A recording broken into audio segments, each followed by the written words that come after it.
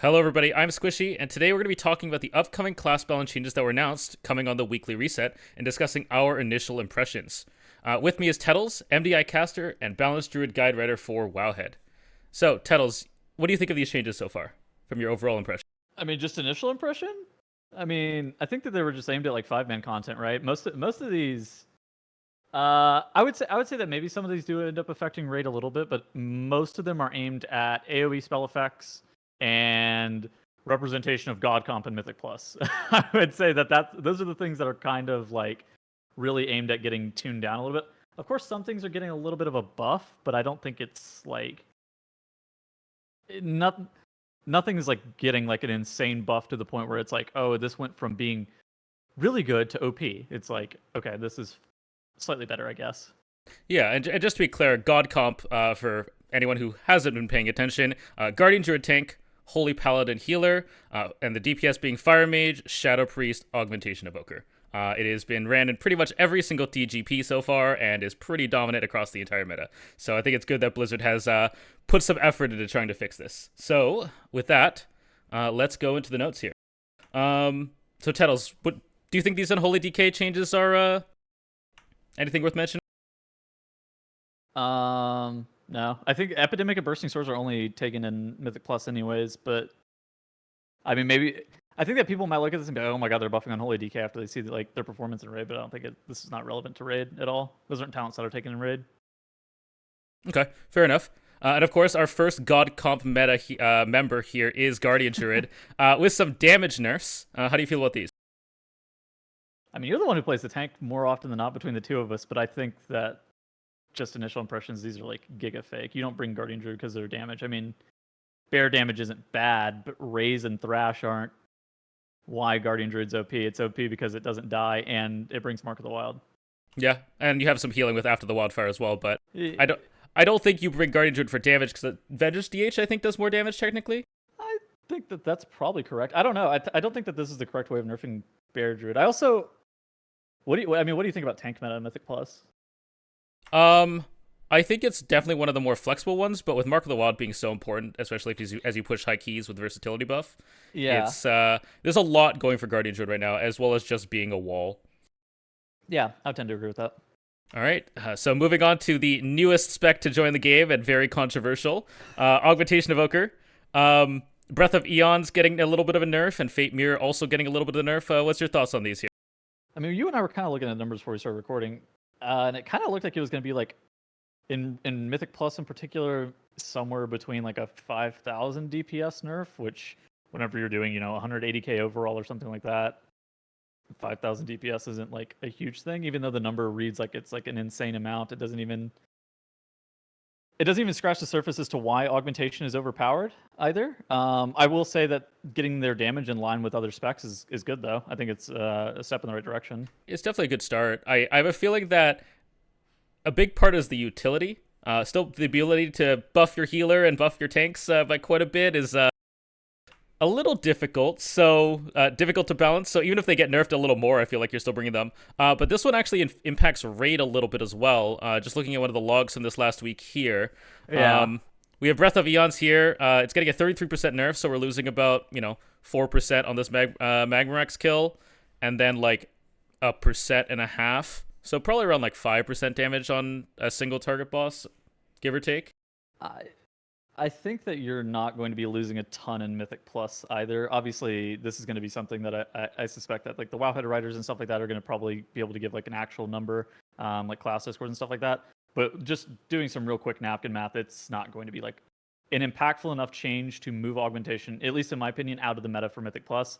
I think that the utility creep of the spec is still like going to keep it relevant for a little while. Yeah, it is. It is very, very good. I mean, even in raid, we've seen it's very good. So I think that makes a lot of sense. But It's just a good spec. the interesting thing is they keep nerfing Fate Mirror. I think it was 20% originally, and now it's 10. So I don't know what they're doing with this. Yeah, whatever. Moving on to Marks. How do you feel about these? Oh, that's great for Marks and Shiphutter, I guess. I've talked about it at length before. I don't think Hunter's issue might be their damage right now for Mythic Plus, but I don't think intrinsically the issue in 5-man content is their damage is that they have no utility. Like they have nothing to like. Binding Shot got gutted coming into the expansion. You know, they literally don't have any. They have the worst AoE stun in the game. They don't have a raid buff. They don't do anything, right? It's like I think the issue is ultimately their utility is like always going to be pretty bad. It's nice for their damage. Like I don't think you can really complain. Like these are, it's one of the best like burst AoE specs in the game whenever it's good, and Explosive Shot is like a driving force of that. Definitely. I mean, I think it was pointed out in a recent article on Wowhead by Tarlo. Not many utility reasons to bring a hunter right now, and I think they need to improve that ever since the binding shot got taken out back. Well, that's just in 5-man content, right? The binding shot thing, and in raid also, it's like the no raid buff is also particularly egregious for them. Yeah, definitely agree. So let's move on here to maybe the biggest change of these nerfs here. The mage changes. How do you feel about these fire mage changes here, Tettles? Third member for God. I think it's probably the second biggest changes that we've seen to specs. That's a big number for mages. Primary AoE abilities in Flame Strike and Flame Patch. That tends to be some of your highest damage over the course of a whole entire dungeon. It's like Ignite, Flame Strike, and then it's like Ignite and Flame Strike end up being your top 2 damage contribution sources.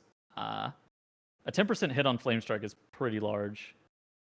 I think that the Fire Mage was, in general, in the God comp, probably the most easily replaceable DPS, right? With something that once Fire, if it gets nerfed out of the meta, it's going to get replaced with something else that can probably eat a power infusion, has like, you know, strong cooldowns and really synergizes well with the composition. I think that things like, you know, Balance Druid, Elemental Shaman, Frost Mage potentially as well, like kind of also could fit in that slot of Fire Mage depending on how steep these nerfs end up being.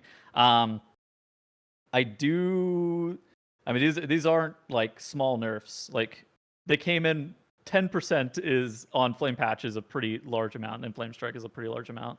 Yeah, I definitely think it needed it though. I know a lot of people were shocked after the last balance patch that they didn't really get touched at all, but we'll have to see what this does. But small nerfs to Frost as well. What do you think the reason for that is? So some mages ended up believing that Frost after the last round of nerfs was going to be better than Fire, and if they didn't hit Frost, I wonder if that actually would have been true. Yeah, I know Frost was played in like one dungeon too or something like Brackenhide. It's played in Brackenhide sometimes. Some people, again, right as Fire got nerfed, were playing around with Frost, but it ended up being like Fire's a bit more consistent. You know, it works a little bit better with the composition. It eats power infusion a little bit better. So people end up swapping off of Frost and back to Fire. But I don't think it's a spec that's like particularly bad. I think the spec is on its own quite good. I'm surprised that they preemptively nerfed it, especially since it wasn't seeing much representation. Yeah. I think the interesting thing to note about both these is it's mostly the AoE spells. Like, single target looks, you know, mostly untouched here. Pyroblast untouched for Fire, Frost, like Frostbolt, Flurry, Glacial, Spike, all untouched, so... I'm surprised they hit Meteor. It's a bit weird. Was that Fire. taken? Yes. Okay, fair enough. Yeah, it's taken. All right, so moving on then, our healer of the God comp, Holy Paladin. A lot of changes here. How do you feel about these? These are big damage nerfs. I think the big thing is so HPAL healing in both raid and 5-man content. Healing is in a weird spot right now. I think that Jack made a pretty good article about this recently, talking about healing in 5-man content. I know Jack and Theo have both been talking about it at length. Holy Paladin, their issue is not the ability to be able to keep people topped, right? And 5%, nerfing them by 5% healing-wise, is not going to change that, where people are no longer able to survive things because their healing has been reduced by 5%. And the damage nerfs that you're seeing on Blessing of Summer, Righteous Judgment, and Consecration, that's really going to start hitting their damage a bit, because they are like the highest DPS healer by a considerable amount. Okay. Do you think this is going to affect the healing aspect of it? Because, I mean, 5% raw healing and some other stuff sprinkled in. I mean, I don't think so. I think there's a lot of overhealing going on in both 5-man content and raid right now, just in general. Okay, fair enough. Small buffs to Rhett's AoE here, looks like. I don't know anything about Rhett. Like, admittedly, I don't know much about Rhett. I know that Rhett... I think Rhett's not bad. I've played with Rhett a decent bit. Rhett was one of the most popular specs coming into Season 2 at the very beginning of it after the 10.1.5 rework, or 10.0.5 rework. I didn't think their damage was bad before. I don't think this is a bad buff. Like, if you're playing red, I think you're just getting stronger. I don't believe that this is like changing the meta intrinsically though to become the ret paladin with sleeper OP. I think they're just kind of buff. It like kind of feels like melee were kind of forced on the meta, and I think this gets them a little closer at least. But we can move on here. Looking at priest now, discipline and holy. Kind of small changes for those there. Anything to mention? I think on a more metagame level, disc and holy, like these changes don't really do much for them. I guess increase their damage a little bit, but like on like a meta level, you're only bringing one priest in a group in general.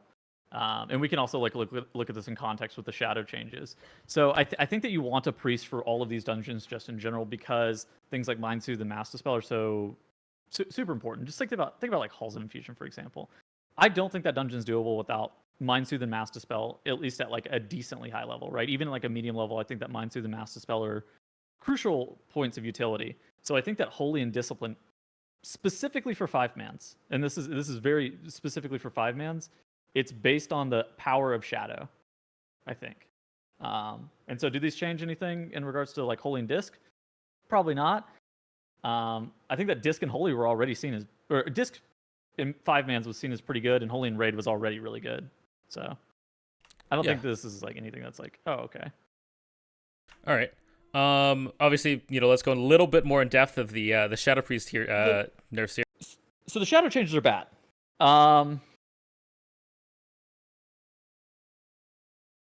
So they nerfed Psychic Link a couple weeks back, which was their primary AoE. And now Apparitions is... Whenever you look at like a typical Priest overall, you're going to see Apparitions from, anywhere between 15 to 18% of their overall damage. And now they're hitting that by 15%. And then I think the VT change on 20% off of Vamp Touch, that's also another, about 12 to 15% of their damage. And so they're losing 20% and 15% off of their primary AoE abilities in 5-man content. Something that probably makes up around 25% of their damage. They're losing,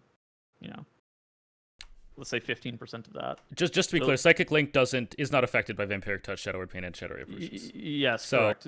But Psychic Link got nerfed last 2 resets ago, right? In the last round of class tuning. So they had already hit Shadow AoE. I'm not sure if I agree with this nerf. Like, admittedly, I think that this is a bad nerf.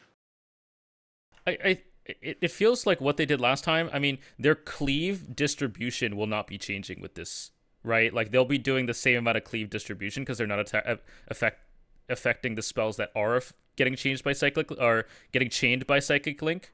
But this will just overall, I think, just lower their damage output by, a good amount. But as you said earlier, you always want a priest for a lot of these keys. So where does that land? I mean, this has been nerfed 3 weeks in a row, and I think that they just don't understand why Priest is OP in 5-mans. Priest is OP in 5-mans for 2 different reasons. So their utility with Mass Dispel and Mind Soothe, like I was talking about earlier, that's mandatory in some spots. I would say that Priest is mandatory in about 5 dungeons in general. And Power Infusion on top of that utility, I would say, is really good. The second reason you end up bringing a priest in general is like Fortitude buff. Fortitude buff in 5-mans, especially once you start pushing, right, is incredibly important. 5% HP is like a stupid high amount. And playing without it, like, that's 1 key level's worth of difference. Like, whenever you play without a priest with Fortitude buff, that is 1 key level's worth of difference in terms of survivability. Yeah. All right, let's finish this off here with the last 2, starting with Outlaw Rogue. Oh, do you want? You've pushed a little bit this season. I mean, what do you think about the priest changes? I just don't think they're in the right direction. I feel like this is just like a miss. I think this needs to come with some changes to the dungeons that players feel like needs Mass Dispel or Mind Soothe. I think this is fine, but if you always need a priest for dungeons due to X reason, then that needs to be changed more than anything. Yeah. And nerfing Shadow just means you bring a Holy or Disc Priest instead. Past a certain level. That makes sense. But yeah, so let's move on to the last couple here. Outlaw Rogue, how do you feel about those? The premier rogue spec right now is sub. I think that there's a lot of people who want to play outlaw rogue but can't because melee Lamau. I don't think this really moves the needle for me. Does this move the needle for you? No, I don't think so. I feel like melee are really boxed out right now. There's a couple abilities that I know of that get melee chomped just for being in melee ranged. Looking at you, Brackenhide. just bit, especially when it's bolstered. It's really fun for melee. Yeah, the claw fighters, I think, is what you're specifically. Yeah, just bites any melee and melee range. Just like dude, those monsters cringe. But yeah. So and then lastly, warrior, also a melee, but just some small buffs to their damage. Looks like Warrior was good last patch, or before 10.1.5. Fury was seen as like one of the better specs. Do you think this gets them anywhere close? Absolutely not. Okay. I don't know. Here's the thing. I'm not really sure how much this actually is going to end up changing the meta. I think the Priest nerfs and the Fire Mage nerfs are pretty large. I don't know. Like, what are your initial thoughts? Like, do you think this is really going to change the meta on what things are looking like? I think this will change the meta maybe a little bit. If this happened at a different time, maybe I would say that, like, if this happened towards the beginning of a season where we had like a full season to like really adapt and see what a evolution of a meta would look like, I think it would make more sense. But since it's like already so late into a patch cycle, it seems like people are already going to be pretty stagnant on like what they're trying to play. My guess, my prediction would be it's not going to change Bear. It's not going to change Og. It's not going to change your ability to have a priest. I just don't know where that priest lands at this time. And that's kind of where it ends for me. I could see some other things getting in, but the God comp was good because it applied to every dungeon. Like, yes, every dungeon. I mean, I bet what you might see here is some group comps that are really good in some dungeons, say without a mass dispel, and some comps that are only good for certain other dungeons with mass dispel, or dungeons that penalize melee, or dungeons that emphasize range, stuff like that. So I mean, whenever you're looking at the comps, it's like you're still going to want similar stuff, right? You're still going to want a Mark of the Wild. You're still going to want a recipient of power infusion because you need and you're still going to want a priest, and then you're also still going to want the Og Evoker. So sure, this might change basically what like specs. In Shadow's case, this might change like going from like a H Pal to a Disc Priest, but you're still going to want a recipient of power infusion, whether that stays to be with the Fire Mage or not. True. I think Mage was far enough ahead that it continues to be an AoE dump of like powerhouse. I think this 10% maybe puts it in line with where it should have been on launch after 2 nerfs, but we'll see where that kind of lands. I tend to agree with that. I think that's I think it's something that we'll see. The spec is still really far ahead of other specs in terms of performance and like output. I'm glad that they're making these nerfs. I guess does this cap keystones now? Like have you already done the highest keys that we're going to see for the rest of the season? That's like another question that you have to ask. And like, tough. Yeah, I don't know what they're going to do. Small nerfs. Yes, they're not. I mean, they needed to do something. The God comp was, not only just top end, it was moving down to 20s, it was moving down to 16s. People always wanted Og Evokers. Like, yeah. I've seen some stats. And apparently this is the stalest meta in regards to the 5 classes that you bring ever. Apparently 88% of the slots for rank 1 title are covered by 5 classes. Or 5 specs, rather. Yeah, 5 specs, even. What a stupid meta. Yeah, I mean, it's great that they're finally doing something. They probably should have done it a little while ago, but now is perfectly fine. But any final thoughts, Tettles, on these changes? I don't have anything. Do you got anything? Nope. I mean, we'll see how this plays out with the titles. It might just be locked at this point. Blizzard might nerf things, but we'll see where it goes. But this is just our first impressions. If there's anything big, we'll make sure to post about it on wowhead.com. So stay tuned for any news in the future. Thanks, everybody. Bye. Thanks, Tettles. Bye-bye.